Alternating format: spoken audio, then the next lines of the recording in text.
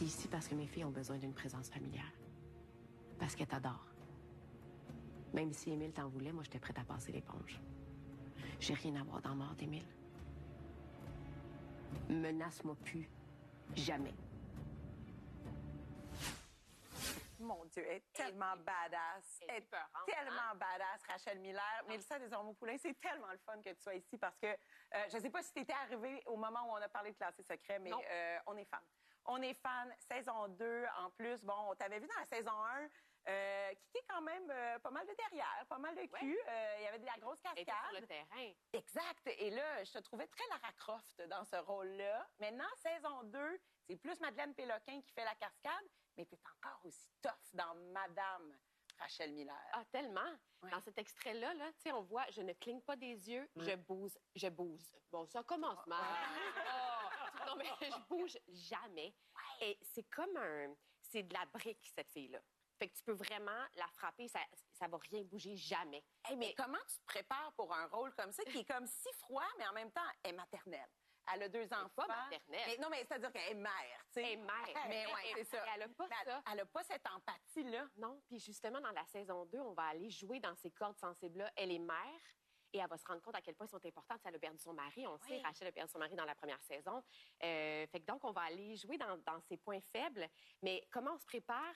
Il y a quelque chose qui se... Premièrement, j'ai une voix qui est beaucoup plus grave quand je fais Rachel. Puis là, ça, c'était quelque chose qu'on se rappelait tout le temps. À chaque moment des scènes, tu sais, Laurel, t'es comme, non, là, j'entends Mélissa. Fait que, tu sais, à chaque fois, je baisse. Fait que c'est comme il fallait que je sois groundée, en fait. Trouver une voix de Rachel Miller. Oui, puis des fois, je la fais, puis je fais, ah non, ça, c'est Rachel. Oui, pour vrai, vraiment. Bien, elle est plus basse. Mais elle t'aide-tu dans ta vie? Elle m'aide pas dans ma voix de... Non, mais juste comme ton personnage, est-ce que des fois, tu la retrouves en disant, ah, non, elle ferait ça, Rachel? Mais quand je tournais, oui, c'est sûr. Ouais. Oui. Puis c'est drôle parce qu'en entrevue, on voit vraiment ma vraie nature, que je bouge tellement beaucoup, puis ça m'énerve beaucoup. Quand je regarde Rachel, je fais, regarde-la comment elle est bonne. Non, mais quelle femme intelligente. C'est une femme qui a existé, hein, pour vrai. Dans le sens qu'elle est inspirée de plusieurs agentes secrètes là, qui existent au Québec. Au Québec. Puis là, je sais que l'auteur François Pagé t'a dit non seulement que la vraie Rachel serait fière de toi. Oui, malheureusement, je ne saurai jamais c'est qui cette vraie Rachel. Tu ne le sauras pas. François Pagé nous écrit des lettres. C'est un auteur qui fait ça. Est-ce que ce sont des lettres à la main? À la main. Ah oui? Oui, c'est des lettres qu'il écrit à la main. Et il fait ça à chaque personnage principal. Oui, il prend le temps. C'est pas quelqu'un qui vient sur le plateau. C'est quelqu'un qui a beaucoup d'idées, mais qui aime l'ombre. Mais tu l'as-tu déjà? Non, mais attends, mais c'est ça. Attends une minute. Là, on va dire les vraies affaires. Là. Pour ceux qui nous écoutent, là, dans le milieu, c'est quelqu'un qui écrit, mais qu'on n'aurait jamais vu, qu'on ne sait pas trop c'est qui. Est-ce qu'il y a comme, là, vous signez avec votre sang, on l'a rencontré, mais on n'a pas le droit de le dire? Non, je l'ai rencontré. Il existe pour vrai. Non, il existe. Puis c'est pas un nom de plume pour quelqu'un d'autre. C'est pas Luc Dionne déguisé. Non. Mais c'est peut-être un nom de plume pour quelqu'un d'autre. Pas du tout. Peut-être, par exemple. Okay. Peut-être que François a eu une autre vie avant, mais on va pas rentrer dans sa vie personnelle. Non, OK, parfait. Mais je pense Et donc, tu l'as rencontré? Je l'ai rencontré. Il existe. Mais donc, il m'a écrit cette lettre-là. C'était très touchant. Puis il m'a dit que Rachel, la vraie Rachel, serait fière. Fait que ça, c'est touchant. Tu sais, dans un projet comme celui-là, ça reste très complexe, ces 2 intrigues-là, que ce soit la saison 1 ou la saison 2. Toi, au moment de tourner, est-ce que tu t'infliges le besoin de tout connaître du début à la fin ou tu le découvres au fur et à mesure que les tournages avancent? Mon Dieu, non, pas avec Rachel. Tu peux pas faire ça. Avec ce genre de projet-là, on avait déjà les textes. Des fois, ça arrive qu'on a les textes qui viennent plus tard. Ouais. Mais moi, j'avais les 10 épisodes, puis au contraire, chaque scène, je me dis, OK, là, elle est allée là, elle a vécu ça. Non, c'est très, très important, surtout dans ce genre de série-là, que c'est très compliqué à comprendre, la politique, sont où, qui est qui, là, puis qui... Fait que t'as des post-it partout, t'es comme une enquêtrice. Oui, puis il y a aussi qu'on fait confiance à personne dans cette série-là, jamais. Fait à qui on fait confiance? À qui Rachel fait confiance? Fait que bref, c'est des beaux casse-têtes à faire. Là. C'est vraiment une série bonbon pour moi.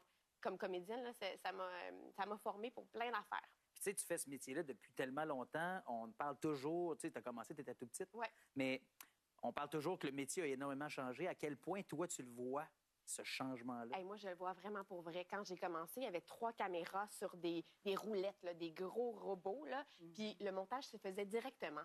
Et on regardait notre scène après. On va prendre le temps de regarder ce qu'on a fait, puis on faisait « Ah, on va s'améliorer ». On avait des répétitions dans des salles à Radio-Canada. Fait que moi, j'ai connu cette affaire-là. Mais par contre, j'haïs pas la nouvelle version. Je pense qu'on s'habitue. Mais il faut, parce que sinon, on va passer à côté. Fait que t'es pas en Hey, deuil nécessairement d'une certaine époque. Je suis en deuil d'explorer des choses. Je suis en deuil de prendre des risques. Quand tu fais de la quotidienne, tu ne peux pas prendre de risques. Parce qu'il faut que tu sois right on maintenant parce que ça va être déjà en ondes demain. Fait qu'il y a quelque chose de...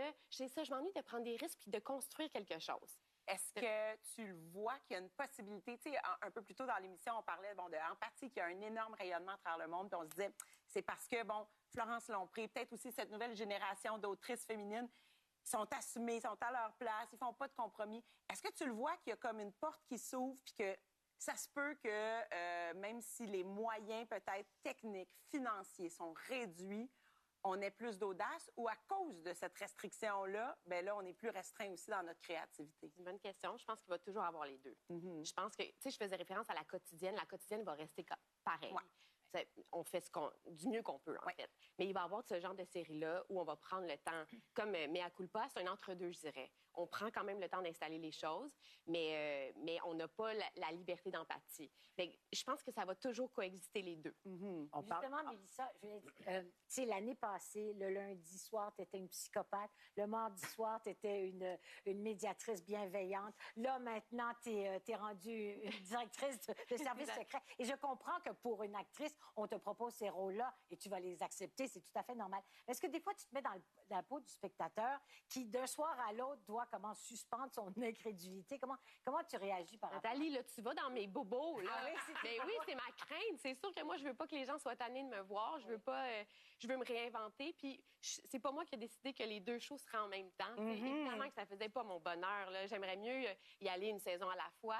Mais on peut pas dire non. On est au Québec, là. Puis ce genre de rôle-là, ceux que tu as nommés, ça arrive pas tout le temps. C'est des grandes chances. Fait que je plonge, j'essaie de pas trop penser à ça.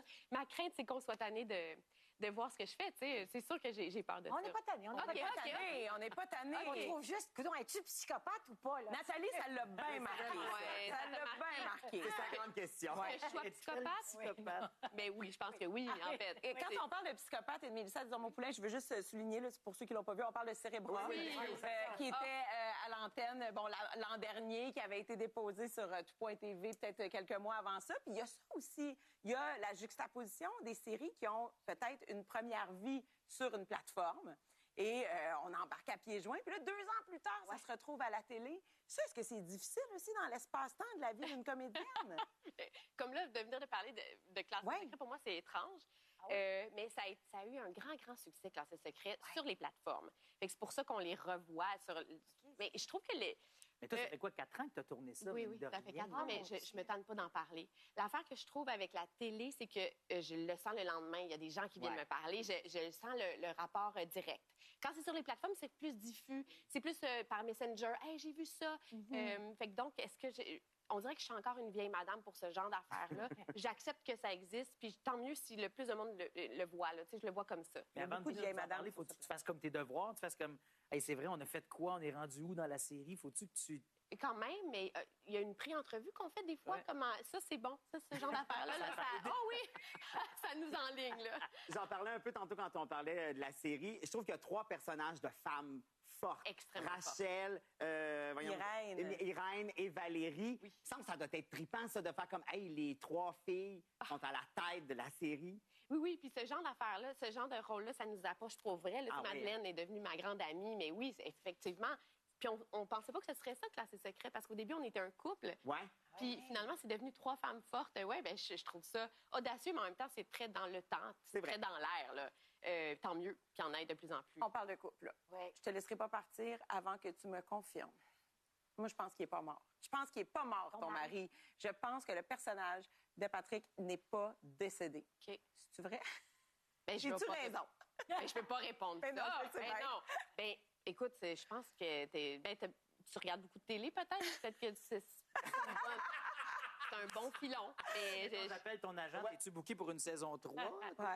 Hey, on peut-tu s'envoyer ça dans le ciel, là, une saison 3? Envoyons donc ça à François Pagé. Oui, c'est vrai.